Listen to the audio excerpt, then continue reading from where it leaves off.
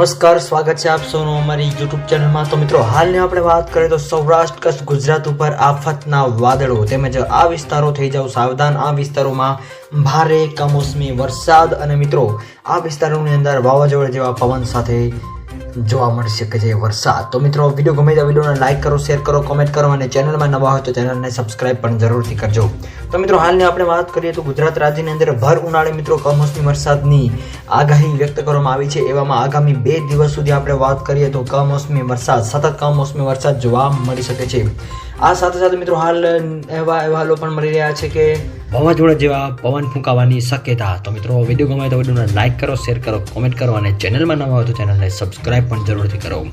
તો મિત્રો, હાલની આપણે વાત કરીએ તો ગુજરાત રાજ્યની અંદર એક તરફ ગરમીનો પારો સતત ઊંચે જઈ રહ્યો છે, એવામાં બીજી તરફ હવામાન વિભાગની સૌથી મોટી આગાહી જે નાગરિકોને ટેન્શન વધારી દે એવા સમાચાર મળી રહ્યા છે।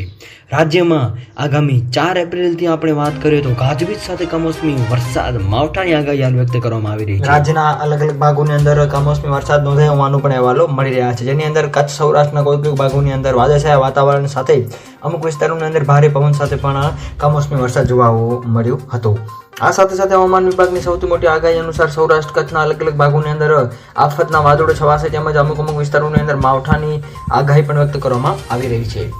આ સાથે સાથે 25 થી 30 કિલોમીટર પ્રતિ કલાકની ઝડપે પવનો ફૂંકાવાની પણ શક્યતાઓ જે છે એ હાલ વ્યક્ત કરવામાં આવી રહી છે। ઝડપે પવનો પણ ફૂંકાવાની હાલ શક્યતા વ્યક્ત કરવામાં આવી રહી છે।